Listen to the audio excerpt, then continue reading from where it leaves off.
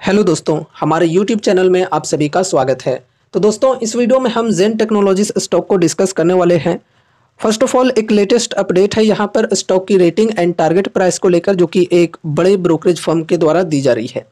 तो इन्हें हम डिस्कस करेंगे एंड उसके बाद हम स्टॉक की fundamentals, valuation, profit growth, sales growth, balance sheet, share holding patterns, technicals, इन सभी चीज़ों को भी डिस्कस करने वाले हैं। तो चलो वीडियो को स्टार्ट करते हैं। First of all brokerage firm के द्वारा जो जो चीज़ें कही जा रही हैं इस स्टॉक को लेकर वो हम डिस्कस करते हैं। तो देखो गाइज, ब्रोकरेज फर्म का नाम है नुवामा। नुवामा इस स्टॉक के अंदर बुलिश है। बुलिश होने के पीछे रीजंस भी इन्होंने बताए हुए हैं कि डिफेंस सेक्टर का आउटलुक दमदार नज़र आ रहा है। भारत का डिफेंस प्रोडक्शन और एक्सपोर्ट को लेकर मेगा प्लान है। खासकर इस सेक्टर की मैन्युफैक्चरिंग कंपनियों को लेकर आउटलुक दमदार है। तो ये चीज़ें नुवामा के द्वारा कही जा रही हैं।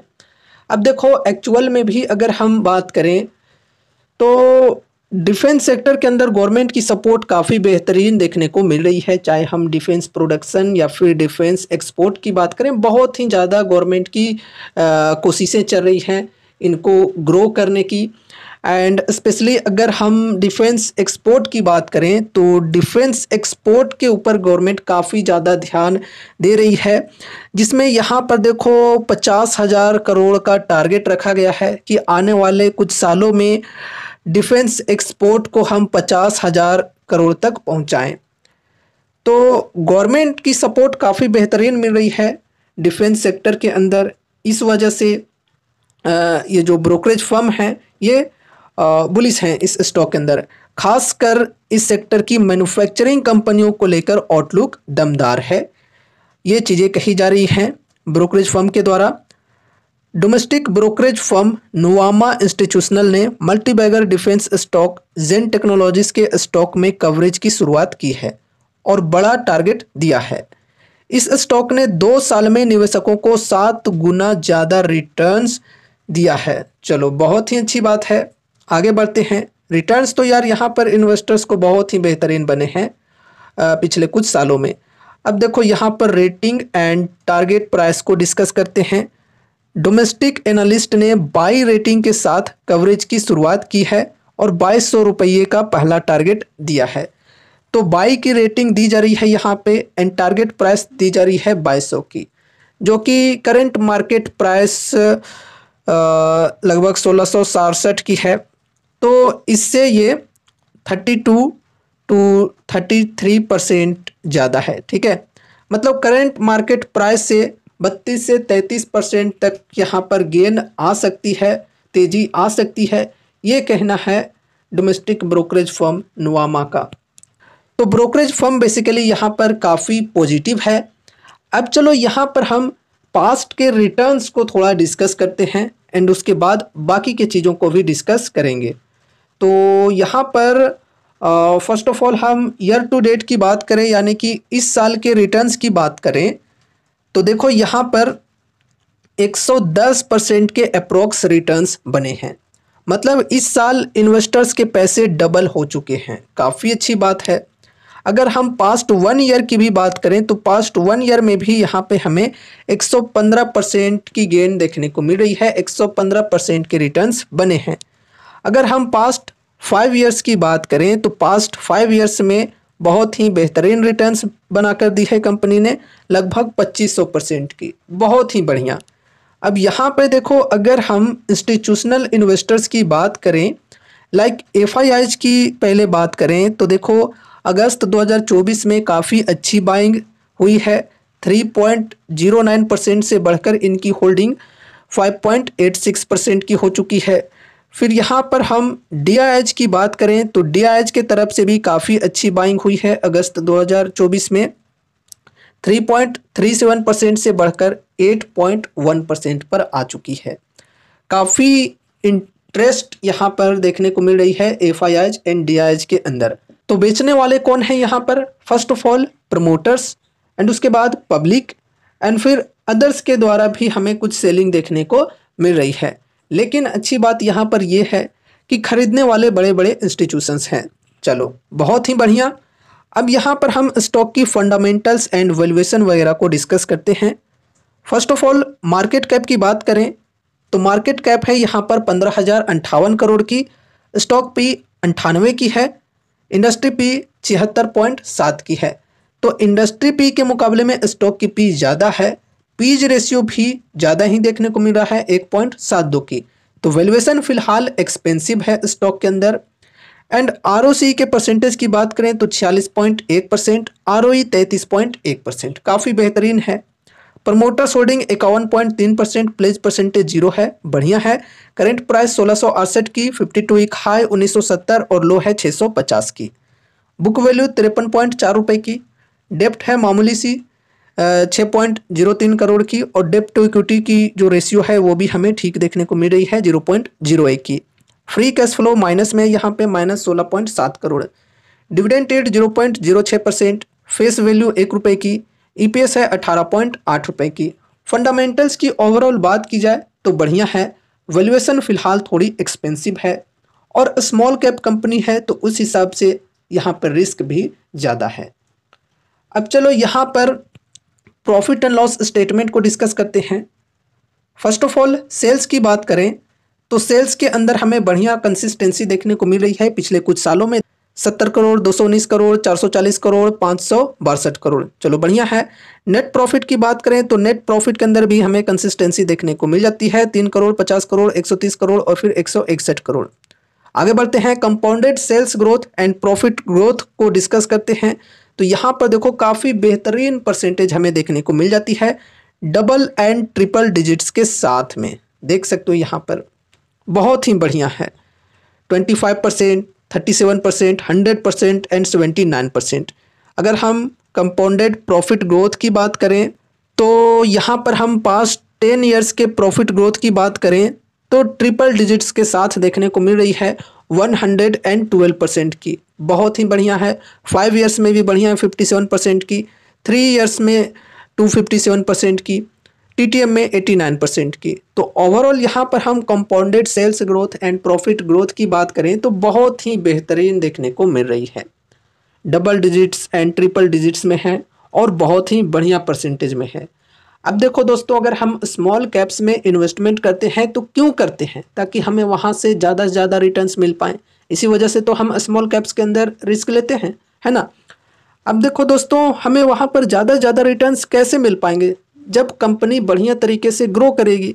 ग्रो कैसे करेगी, जब कंपनी की सेल्स एंड प्रॉफिट्स बढ़िया परसेंटेज में बढ़ें, कंसिस्टेंसी के साथ बढ़ें, तो वो चीज़ें यहाँ पर हमें देखने को मिल रही है। अब देखो पर्सनली अगर मैं अपनी बताऊं तो मैं जब भी स्मॉल या फिर मिड कैप्स के अंदर इन्वेस्टमेंट करता हूं तो वहां पर sales growth and profit growth की परसेंटेज एटलीस्ट 20 to 25% तक एक्सपेक्ट करके चलता हूं कि पास्ट में इतनी परसेंट की ग्रोथ रहनी चाहिए कंपनी के अंदर।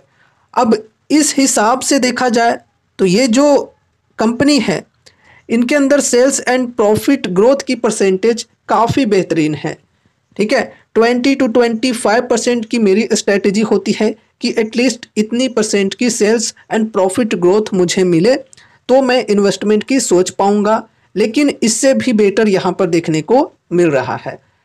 अब देखो ऐसा नहीं है कि इन्वेस्टमेंट करने के लिए सिर्फ यही एक क्राइटेरिया है, सिर्फ sales growth and profit growth देख लिए और इन्वेस्टमेंट कर दिए, जी नहीं, और भी जो पैरामीटर्स हैं वो भी देखना जरूरी है। सब कुछ देखने के बाद ही इन्वेस्टमेंट किया जाता है, ठीक है। अब चलो यहाँ पर स्टॉक प्राइस CAGR की बात करें तो ये भी बढ़िया परसेंटेज में देखने को मिल रही है, मतलब इन्वेस्टर्स को रिटर्न्स यहाँ पर देख सकते हो काफ़ी बेहतरीन बने हैं, ठीक है। फिर यहाँ पर हम रिटर्न ऑन इक्विटी की बात करें तो ये भी ठीक देखने को मिल रही है।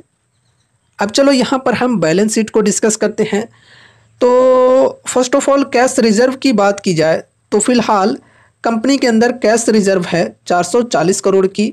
कैश रिजर्व की तुलना में यहाँ पर बोरोइंग्स की बात करें तो बोरोइंग्स काफ़ी कम है, ठीक है, सिर्फ 6 करोड़ की बोरोइंग्स यानी कि कर्जे हैं, चलो ठीक है।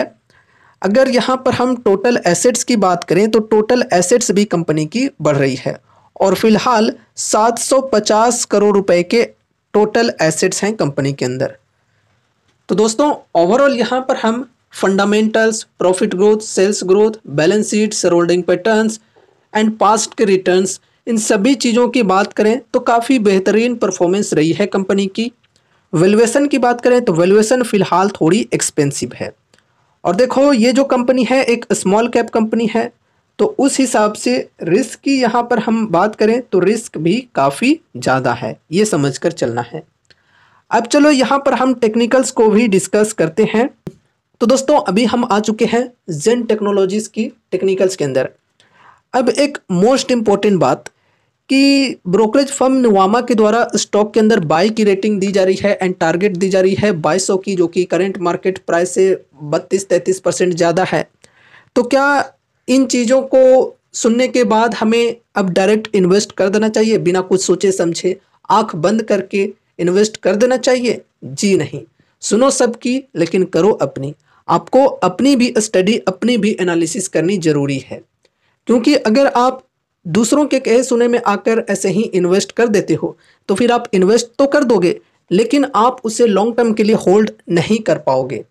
ठीक है, आप किसी स्टॉक को लॉन्ग टर्म के लिए कब होल्ड कर पाओगे? जब उस स्टॉक के अंदर आपका कॉन्फिडेंस होगा, आपको ट्रस्ट होगा, तब जाकर आप होल्ड कर पाओगे लॉन्ग टर्म के लिए।